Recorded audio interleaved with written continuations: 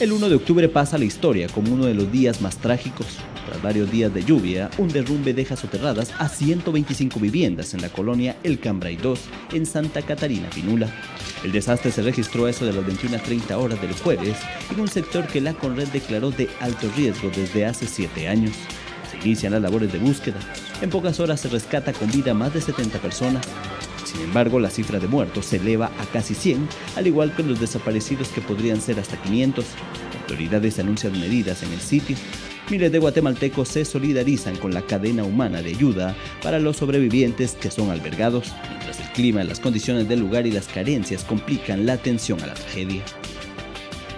Luego de 5 meses de búsqueda y allanamientos fallidos, aparece Juan Carlos Monzón, exsecretario privado de la exvicepresidenta Roxana Baldetti, quien se entrega a las autoridades por el caso La Línea. El hasta entonces prófugo de la justicia llega a la torre de tribunales para ponerse a disposición de juez, que lleva el caso en su contra, acusando a Pérez y Baldetti. Porque nunca en política o en algo se puede saltar al jefe. Porque uno permite, ¿sí?, hasta dónde puede llegar la gente. Monzón admitió integrar la estructura criminal, aunque descartó ser el líder, documento que sirvió al juez para ser ligado a proceso y enviarlo a prisión preventiva a la cárcel de Pavoncito.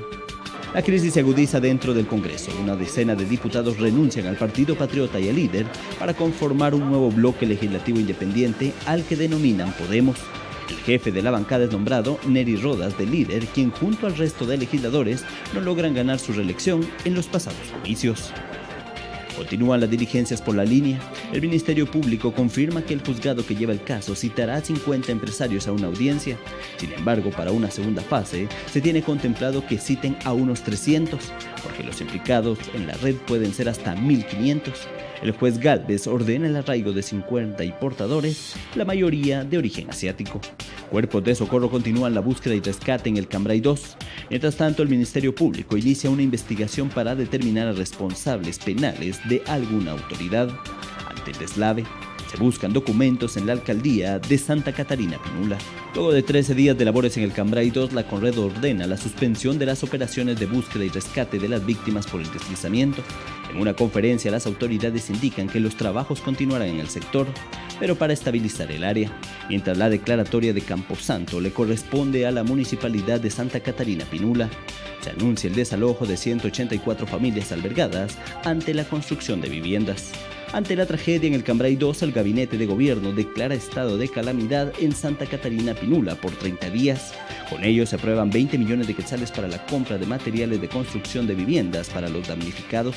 Autoridades confirman que el terreno para la construcción del proyecto será una finca ubicada en San José Pinula, extinguida años atrás al narcotraficante Marvin Montiel Marín, alias El Taquero.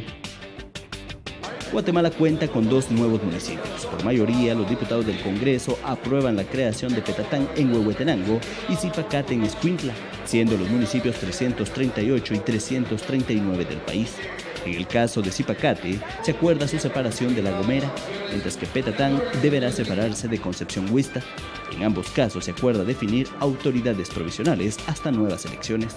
El diputado Pedro Moadi renuncia de forma irrevocable a su curul en el Congreso, luego que fuera despojado de su inmunidad por la Corte Suprema de Justicia a solicitud del Ministerio Público, ante su presunta vinculación en el escándalo de plazas fantasmas en el Legislativo. Posterior a ello, Moadi es capturado y enviado a prisión. En su lugar asume Daniela Beltranena, quien fue exasistente de la exvicepresidenta Roxana Baldetti. No obstante, tras ser juramentada, Beltranena anuncia su renuncia, la cual nunca se concretó. En medio de una crisis, más de 4 millones de guatemaltecos acuden a las urnas a elegir presidente en la segunda vuelta. La jornada se desarrolla en total tranquilidad, según el Tribunal Supremo Electoral, que destaca la participación del 56.32% de los votantes, la más alta en la historia.